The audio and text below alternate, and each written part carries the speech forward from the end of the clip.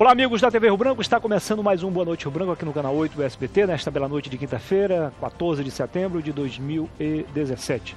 O programa de hoje terá 4 blocos e 5 entrevistados. Por quê? Porque no último bloco serão 2 entrevistados.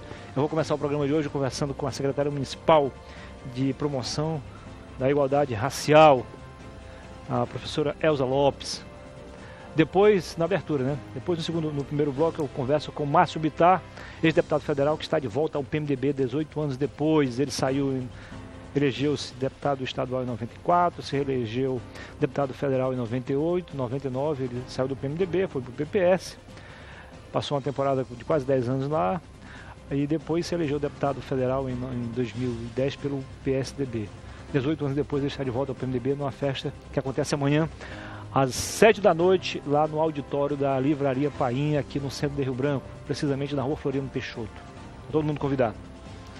Depois eu converso com Ivan de Carvalho, radialista, líder comunitário, presidente da Associação de Moradores de Bairro e também presidente do Conselho de Consumidores de Energia Elétrica. Nós vamos ver como está esse trabalho de mobilização dos consumidores em relação à Eletrobras, Acre, né? Nessa relação de direitos e deveres de cada um. E o programa termina falando sobre o grande dia da Resposta de Deus. É um evento, um mega evento que será promovido dia 20, na próxima quarta-feira, a partir das 7 da noite, lá no Parque das Acácias, na promoção da Igreja Mundial. Eu vou entrevistar os pastores Jonas Lemos e Ricardo Campos, ok? E agora, com o apoio da Purifique, do Supermercado Araújo, da Nilmag e do Araújo Mix, eu tenho o prazer de conversar com a secretária Elza Lopes. Seja bem-vinda, secretária. Tudo bem? Bem, Muniz. Prazer recebê-la aqui no programa. Fazia algum tempo que você não andava por aqui, né? Fazia algum tempo que você não me convidou. Estava havendo discriminação ou não? Hã? Estava havendo discriminação? Eu acho que estava. Tu estava me discriminando. Brincadeira. Mostra aqui, por gentileza, meu amigo Thaleson, a segunda Conferência Municipal, Promoção da Igualdade Racial.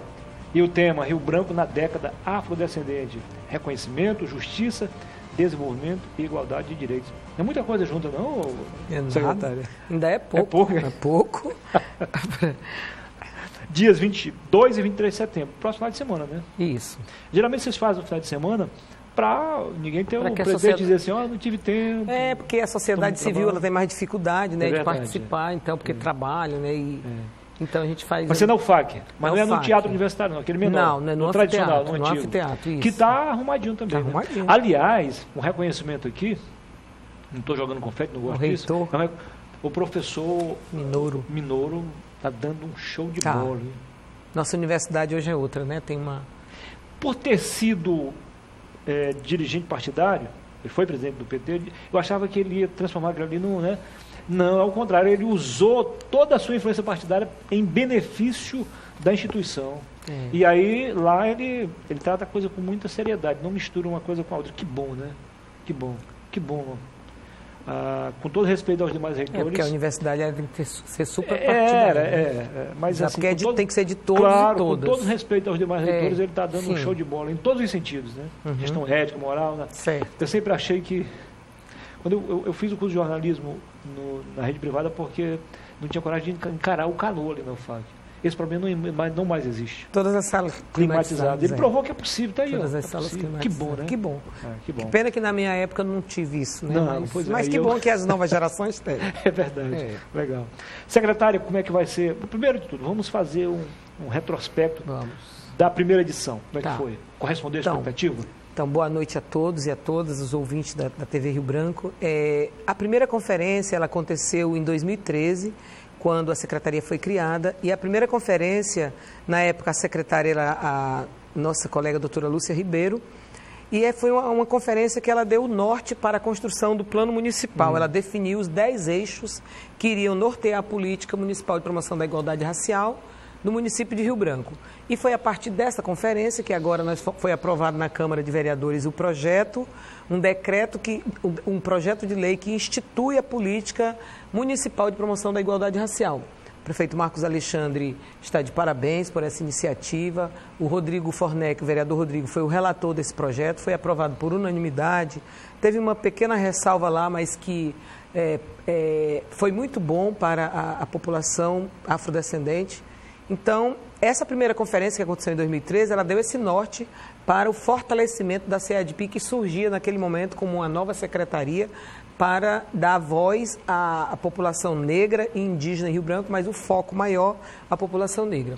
E agora, em 2017, nós vamos realizar a segunda conferência na década afrodescendente, que é o tema nacional na década afrodescendente, Rio Branco na década afrodescendente, justiça, desenvolvimento, igualdade de direitos. Então, é um momento que nós estamos realizando essa conferência, um momento de efervescência onde nós estamos perdendo muitos direitos. O movimento negro avançou tanto, nós conseguimos política de cotas, Estatuto da Igualdade Racial, PEC das domésticas, nós tivemos vários avanços nos últimos 10 anos. Mais de 2 anos para cá está havendo um retrocesso, nós estamos perdendo vários direitos, o povo negro, indígena. Então, essa conferência ela vem nesse momento muito bom, nessa efervescência de debate, para que a gente possa afirmar os marcos legais, todo o avanço que a gente conseguiu nessas últimas décadas, nessa última década. Nós não podemos retroceder na história. O Brasil tem uma dívida muito grande com a população negra e indígena. E essa dívida, ela não pode retroceder. Nós temos é que avançar. Nós não suportamos mais ver tantos negros encarcerados, genocídio da juventude negra, morrem muitos jovens e a maioria morrem brancos também, mas a maioria dos jovens que estão sendo exterminados são os jovens negros, porque eles estão na maior vulnerabilidade social. Me tira uma dúvida. O Brasil é um país de negros. Isso, maioria então, assim, de negros. Eu sempre, quando debato esse assunto aqui, eu digo que o problema está em nós. Nós estamos fazendo a nossa própria discriminação, que é a maioria. Então nós deveríamos discriminar os brancos, não, discriminamos nós mesmos. Então, às vezes o problema esteja com a gente e não com os brancos, ou não? Não, claro que não. Nós somos 50%, mais de 50% da população, 50%. Né? Nós somos. A população negra é a maioria no Brasil, é a maioria aqui em Rio Branco, é a maioria no Acre. Aqui em Rio Branco nós somos 72% e Acre também. O problema é a história, o legado que a história deixou para a população negra.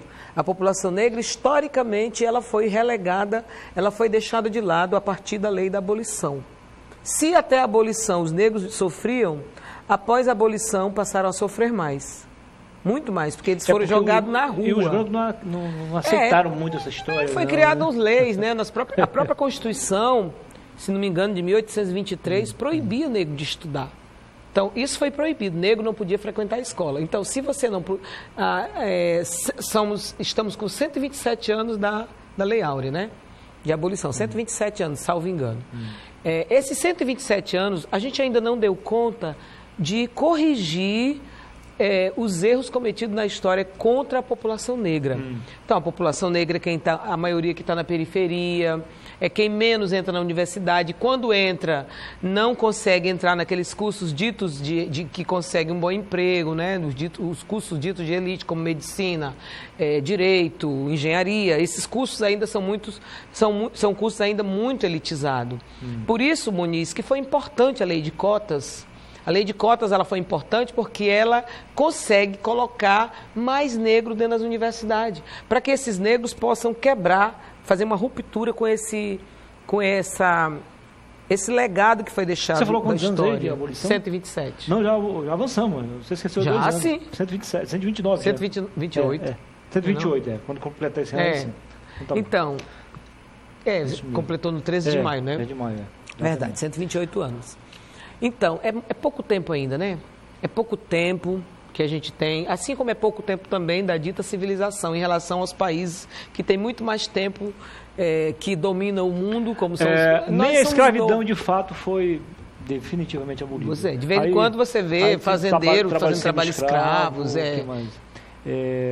A discriminação, então, nem se fala. Muito forte. É difícil você ver a maioria da população negra, das nossas mães para trás, o preconceito da nossa mãe para trás, a maioria são analfabetos.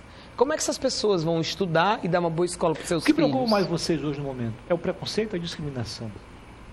Todos preocupam, né? Porque se você tem preconceito, você passa a discriminar. Por exemplo, as religiões... É uma coisa quase que automática. É automático, porque, por exemplo, as pessoas que professam uma religião que tem origem na África, que são as religiões de matriz africana, claro que elas sofrem muito mais preconceito do que outras religiões. Por quê? Porque, historicamente, satanizaram as religiões de matriz africana, porque era a religião dos negros. Então, a gente também passa a acreditar nisso, né? Então, você confunde o candomblé com macumba, de forma totalmente equivocada, não tem nada a ver com uma outra. Difícil. Então, a nossa conferência, ela qual é a expectativa de vocês em relação à segunda, com base na primeira? Você não era secretária na primeira? Não, eu não era, mas eu participei como delegada. Participei da primeira conferência, do início ao fim. Qual foi a tua reação quando foi convidada pelo prefeito Marcos Alexandre a ocupar esse cargo? Eu fiquei assim, nem acreditei, né? Mas eu já vinha nessa militância do movimento negro, eu era coordenadora do Fórum de Educação Étnico-Racial. Assim, eu aceitei, mas assim, eu pensei assim, será que eu vou dar conta?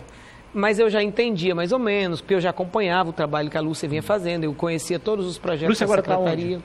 A Lúcia está terminando o mestrado dela. Está terminando o mestrado dela nessa área de promoção da igualdade racial. Ela está fazendo onde? Ela está fazendo pela UNB. Então, ela já vai defender agora a dissertação dela. Então, a nossa conferência, ela inicia no dia 22, a partir das 16h30 na UFAC, a gente vai começar o processo de credenciamento dos delegados. A nossa expectativa é de 200 delegados nessa conferência. Pode ser pode ser que tenha mais, né, convidados, observadores. É na sexta-feira. Dia 22, no anfiteatro da UFAC, nós convidamos a todos e a todas, a partir das 18 horas, a gente começa, vai ser a solenidade de abertura das autoridades, a fala e a aprovação do regimento, que vai estar regulamentando a conferência, isso na sexta-feira, dia 22. No sábado, dia 23, aí sim, aí vai ser a palestra magna, está vindo um mestre, o doutor Felipe, que vem de Salvador, que vai ser o nosso palestrante, que vai fazer a palestra magna sobre... Ele foi do ministério da ex-ministra Luísa Bairro, que já faleceu, e da ex-ministra Nilma Lino, ele integrou a comissão delas quando era ministra, e ele vai vir fazer essa palestra magna na parte da manhã. E no período da tarde vai ser os trabalhos em grupo, e vai ter um momento que nós vamos eleger delegados para a Conferência Estadual. Vem, não. Nós convidamos. Mas eles estão priorizando as conferências estaduais. Porque vai acontecer a estadual no dia 31 de outubro, 1º de novembro. Com essa de vocês, né? Se você vai acrescentar algo na estadual. É porque as conferências, para ser delegado para a conferência estadual, precisa passar pelas conferências municipais. O tempo acabou, nossa entrevista também. Quero agradecê-la e parabenizá-la pelo trabalho. Eu que trabalho. agradeço, Muniz, a oportunidade e lembrar que dia 22 e 23 é a nossa segunda conferência que vai estar dando mais um norte para a nossa política de PI em Rio Branco. Ok. Depois do intervalo, eu volto para conversar com Márcio Bittar, que está de volta ao PMDB 18 anos depois. Até já.